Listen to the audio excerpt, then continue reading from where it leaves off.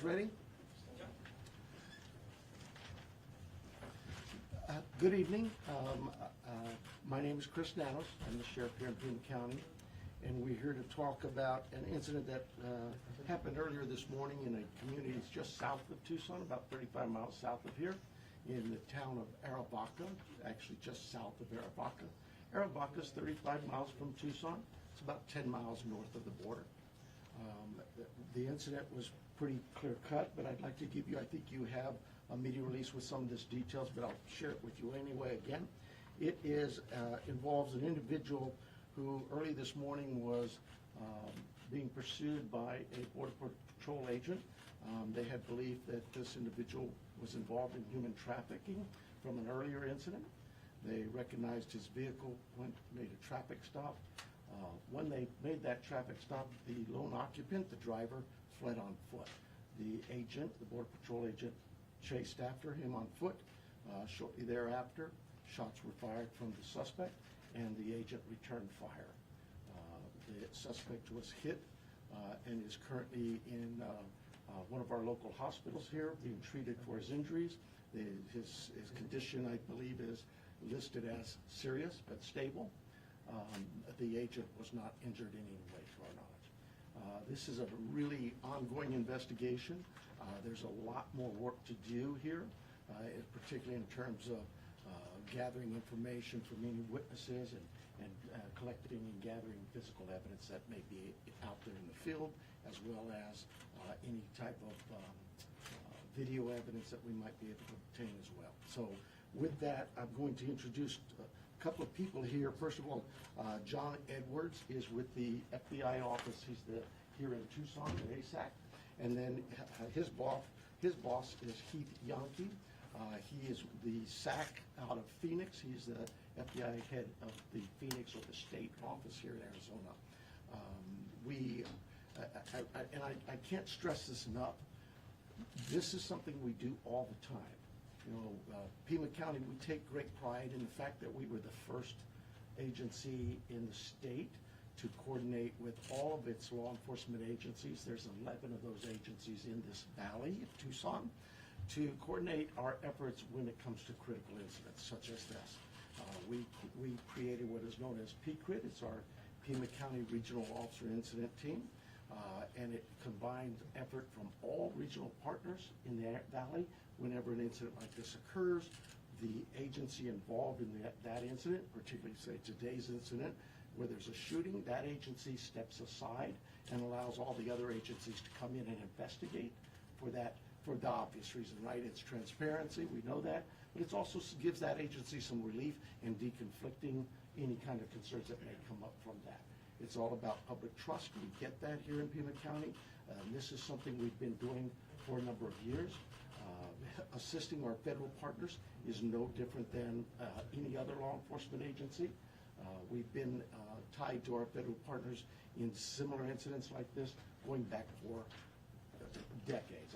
I've been around for almost 50 years here, and I remember my time in homicide, and this was just routine for us. If you're involved in a critical incident, no matter what agency you're with, you call the Sheriff's Department, we'll step up and help you with that investigative effort and work alongside our partners daily. That's the benefit of working and living here in Pima County is every law enforcement agency head gets along in a great way. We help each other out. I think if you talk to some of your local media here with you, they'll tell you the same. This is rather unique for us in terms of being the first critical incident team that uses all agencies in the valley to work together. So with that, I'm going to let Mr. Yankee come up, give a few remarks, and then from there we'll take your questions. Thank you, Sheriff. Good afternoon. I'm Heath Yankee, the Special Agent in charge of the FBI's Phoenix Division. The FBI, through our Tucson office, is leading the federal investigation on the assault of a federal officer, which occurred at approximately 7:30 this morning. We are working this jointly with the Pima County Sheriff's Department and the Custom and Border Protection's Office of Professional Responsibility. Our FBI Violent Crime and Gang Task Force, which includes both the Sheriff's Department and CVP OPR, have been processing the scene and continuing the investigation.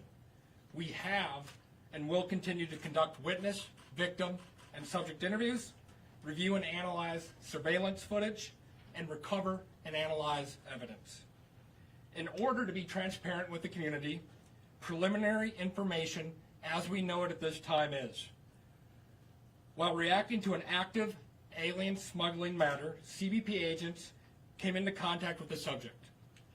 During the attempt to apprehend him, the subject used a firearm to shoot at a manned CBP helicopter. The subject continued to flee on foot while being pursued by CBP agents who returned fire. The subject was shot. Aid was rendered by the CBP agents. The subject was transported to the hospital, underwent surgery, and is currently in recovery at this time. The subject, Patrick Gary Schlegel, age 34, and a resident of Arizona, is currently in federal custody. Schlegel has a significant criminal history, to include an active federal arrest warrant issued in 2025 by the U.S. Marshal Service for escape related to a previous federal alien smuggling conviction.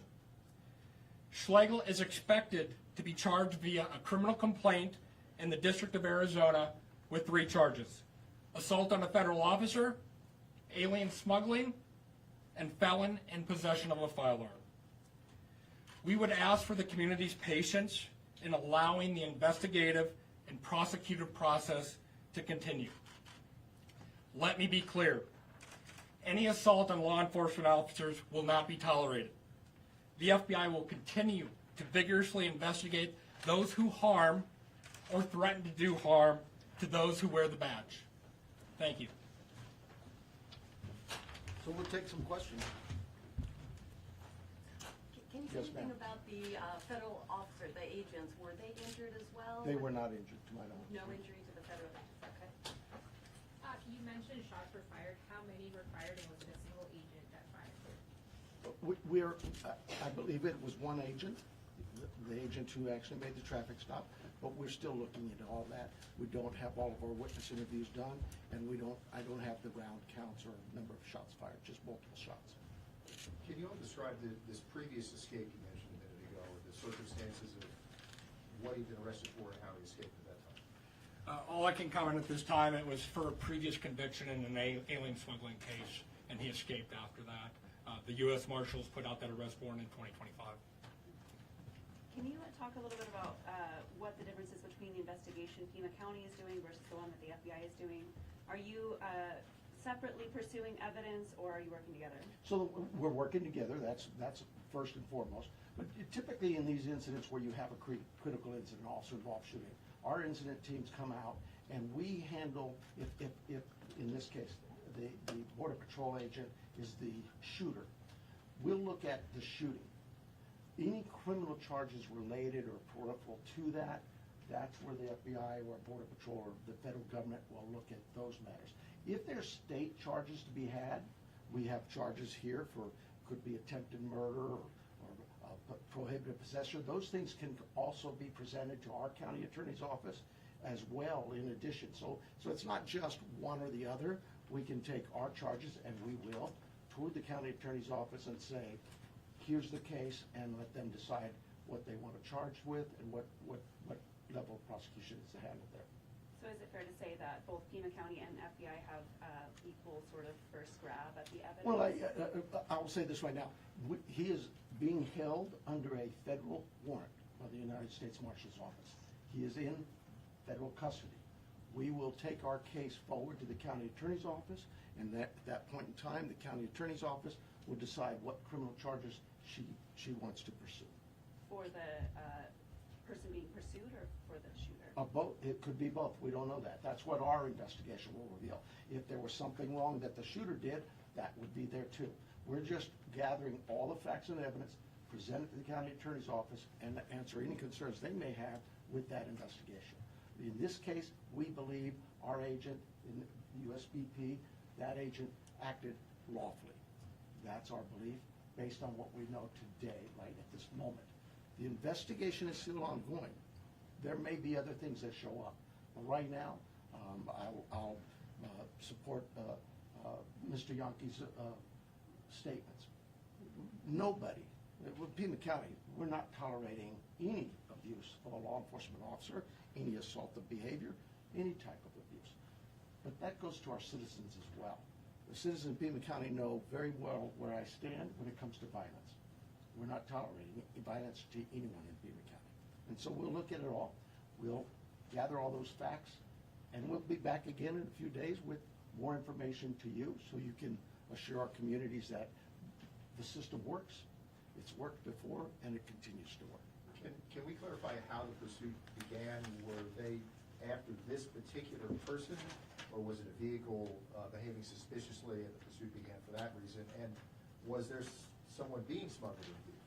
So what I understand, and again, the accuracy will be better explained as we get deeper into the investigation, but what I understand occurred is earlier in the morning, before 7 o'clock, this vehicle was seen by agents. They had found hit with other occupants. When they went to stop the vehicle, everybody fled, the vehicle fled. It's not till later in the morning this agent sees the vehicle again in the area of Aravaca Road and makes a second traffic stop. When doing so, that vehicle pulls over, the driver flees on foot, Border Patrol agent also flees on foot, and the chase is on. Was this a specialized Border Patrol unit or just regular? I have no knowledge of that. Is there body camera footage available from the Border Patrol? We're looking at all of that right now. I don't know that. I know there's video. Where it came from, I don't know. I believe they had air assets, but again, that investigation, we'll look at it. On the scene, I know obviously everyone was on the scene investigating. We did see pictures of a blue pickup truck there with, crime scene tape around it. Can you confirm if that is the vehicle? I don't know that. Captain Cornelius was there. Do you know if that vehicle was blue or? No. I just don't know that. I'm sorry. It's an older model Dodge truck. That's what we know. Thank you. And you did mention it's just one suspect currently under federal custody. Correct. There was nobody else in the vehicle, perhaps, at the No. moment of the incident? No, not at the time of the shooting, no. So the person fled on foot, the suspect fled on foot, the Border Patrol agent pursued, and the shooting happened away from this vehicle that had been stopped during the traffic stop? Correct. I'm not sure. I believe it's just south of the location of where the stop was made, but I don't know how far he got into the desert area. Again, if you look at Aravaca, that's a very rural community, and so, it's a pretty tough desert terrain, but I couldn't tell you anymore. For the FBI, in previous instances, the FBI has actually run herd-on investigations involving Border Patrol without the Sheriff's Department. Is there a shift here that's happening where you're actually really having the Sheriff's Department really involved in this particular shooting? Can you talk a little bit about whether this is a change or why this case is also really involving the Sheriff's Department? No, I think here in Arizona, we work investigations together. So the FBI, we're brought in for that transparency of being that neutral federal agency to come in and work that assault on a federal officer. So we are here to gather every single fact and be able to know exactly how things transpired. But we do that cooperatively amongst the law enforcement agencies, including the Sheriff's Department, including CBP. That is common throughout when we work investigations. So there's no change here. Yeah, let me add to that. It makes us sound like we're really terrible here in Tucson. We get contacted by the FBI, DEA, ATF, whoever may be involved in these matters on a constant basis when these things occur. There's some discussion and decision as to who's handling it and what the reasons might be. It could be from staffing is available or not available. It could be whatever it is. In this case, to me, I think the decision to turn it to the Sheriff's Department was more than appropriate. One, because we always do that. We have some expertise from our past regional incidents we've covered, and we have probably more manpower than the FBI here locally does, and we're able to help and respond to those things. But more importantly to me, I think on everybody's mind is what we've seen going across the country. Why would you not do what you normally do? If it's worked in the past, why would you not do that? And this is, to me, it's, when we were asked, it was a no-brainer for me, absolutely. We'll get out there, we'll investigate it. The investigation will show one way or the other what actually happened there, and then the community can decide whether or not this was appropriate or not. So far, what I'm seeing, I believe it's appropriate. But we'll continue with the investigation. We'll take that investigative report to the county attorney's office, and they can see for themselves. In the meantime, criminal charges, the FBI will bring forward. They'll affect the rest on they have affected the rest on the outstanding warrant, and they will continue that prosecution with the U.S. Attorney's Office. Sheriff, when an investigation is completed, what kind of format can the public expect? Would it be, a long-form investigation that people can access online? Would it be press releases? Well, our investigations don't go online for obvious reasons. Look, it's like any other criminal investigation. We conduct criminal investigations every day. Could be a fraud case, could be a robbery, could be an officer-to-officer homicide. The investigation goes. When it's complete, that is packaged up, taken to the prosecutorial office, in this case, county attorney's office, and they make decisions as to charges. That process is all there. It's really just about following the law. It's not anything new for us. It's not something that, oh my goodness, we've never done this before.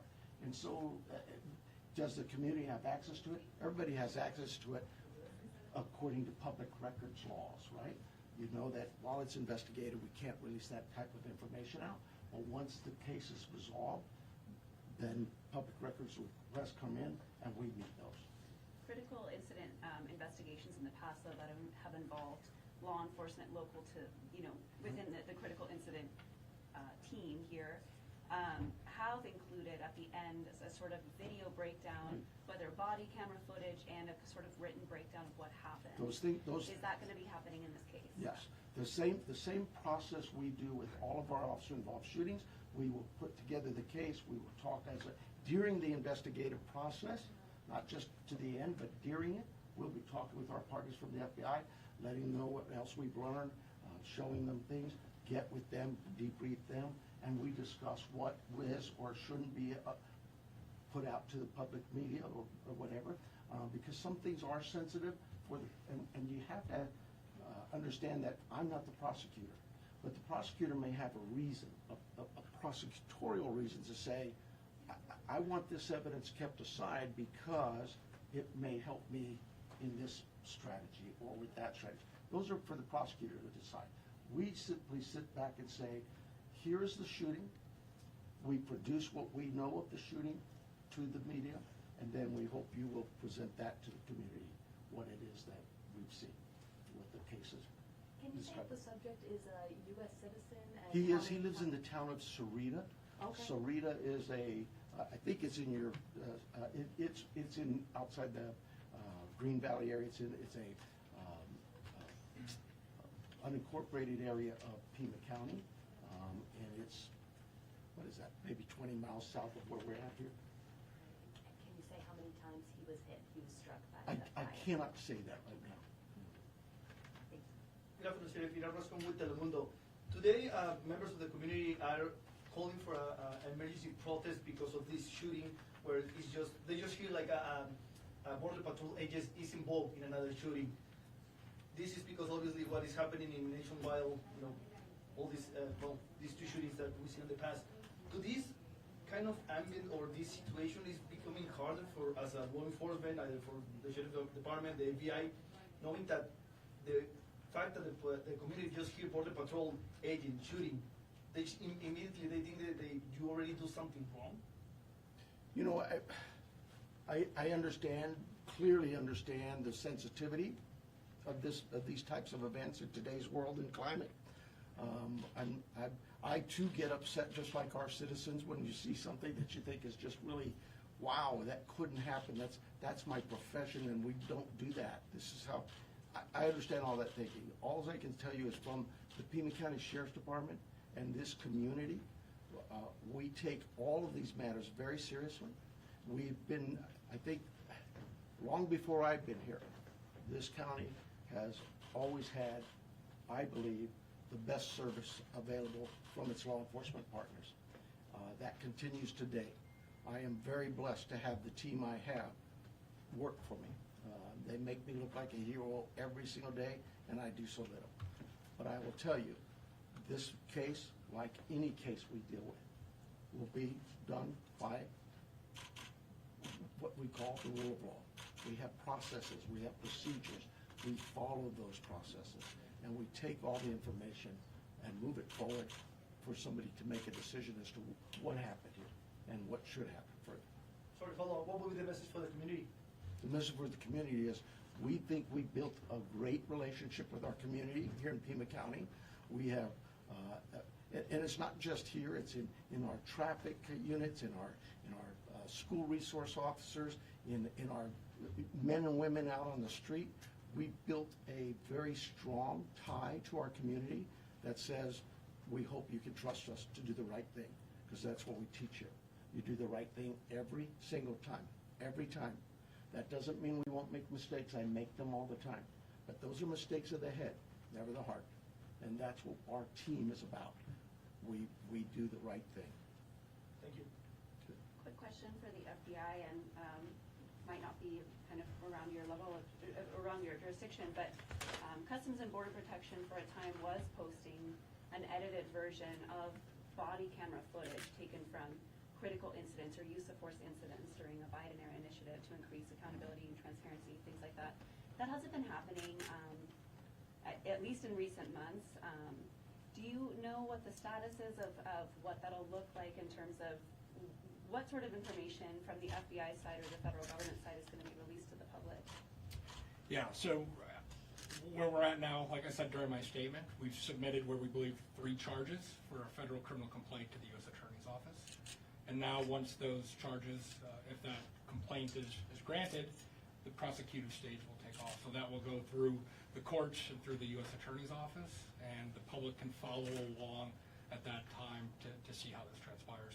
As far as the beginning of your question and CBP and all that, that would be out of my lane to answer, and you would have to go to that agency. Sure. So is it fair to say at this point that FBI will be handling the assault portion and Pima County is handling the use of force portion of the investigation?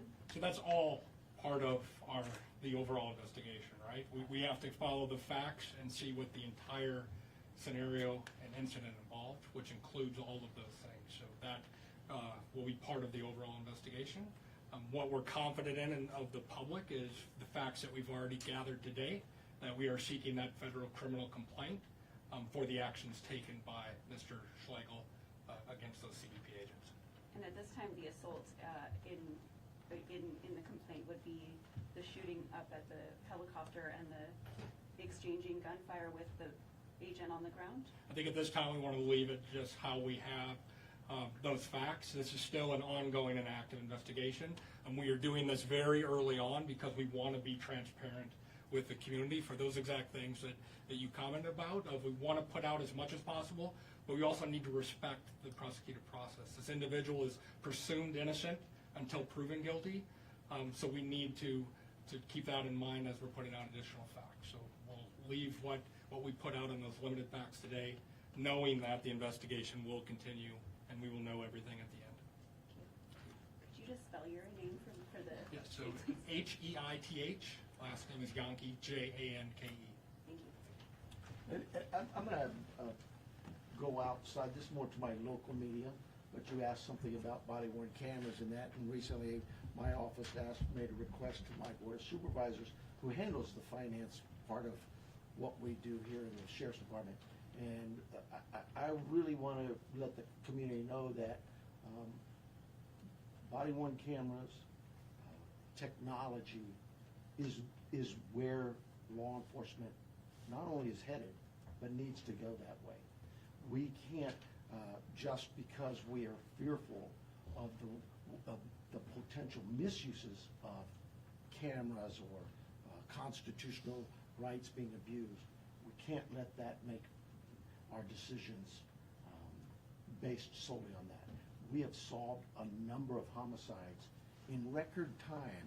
Last Christmas, 24 hours after a homicide, a brutal homicide, we found the suspect because of technology. just recently, this Christmas, again, within 72 hours, a brutal crime, no clue who did it, again, because of the technology there. To this community, technology is advancing so fast, so quickly. If we don't stay up with it, we're doing a disservice to our community in the way we don't investigate things. Every tool out there that's available to us, we should have to complete a very thorough investigation as quickly as we can. And so I'm sorry for getting political with you there, but I heard your question, I couldn't help myself. Anything else? Just to clarify the location, it sounds like the agent recognized the vehicle on West Aravaca Road, and at some point, the person fled in that area, but this is all north of the town of Aravaca, am I right? The road is No, actually, so the town of Aravaca is, you go down I-19 and you head west on Aravaca Highway. This is about milepost 15, a little further west. That road winds, so you could be right, technically could be north, but it's actually east of the town of Aravaca, is my understanding. Okay. Am I accurate there, Luis? Okay, I believe that's the case. That's where At the risk of a dumb question, I just want to be sure, the helicopter was airborne or had landed when shots were fired? I really don't know that. I believe it was airborne though, but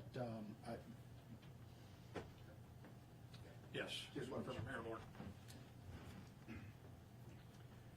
we still have investigators on the scene doing all of these things that you're asking about, and that's one of the reasons we're kind of hesitant to say things until they actually come back to us. I'm hoping later this evening, maybe tomorrow morning, we'll get more briefing from the actual scene investigators.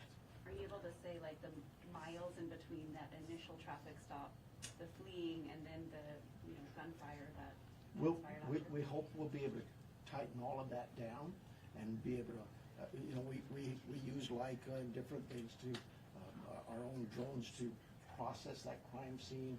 And so they have such technology, again, that can come in here and you could find a pencil on the floor, and it just, all of that thing's handled by our crime scene technicians. Can you all be more specific about the type of weapon Slager was using? I don't have that. I really don't. I believe I heard it was a 45. Okay, I was just trying, long gun, handgun. A handgun. Was the border checkpoint on Aravaca Road shut down today? I don't know that. No, I'm sorry? it wasn't shut down. It wasn't shut down when we went there, but I don't know what time they open or not. But yeah, that's a better question for border. It was closed for a bit. I'm sorry? They had it closed for a bit. Okay. But it was, Yeah. I think you're better off asking them the hours they were operational. Just to clarify, since this has been a question we've seen in other parts of the country after shootings involving federal officers, do you as the local entity feel that you have full access to body cameras, other evidence, on-the-ground evidence, Absolutely. unimpeded? Yeah, absolutely, yeah. Trust me, if you asked us to come and assist you and you were gonna impede our assistance, we'd just pack it up and go away. You're asking us to assist you, and that means we've never had that problem. So, I don't see, I've not heard that, no. Thank you. Thank you. Thank you. Could you say your name one more time? John Edwards.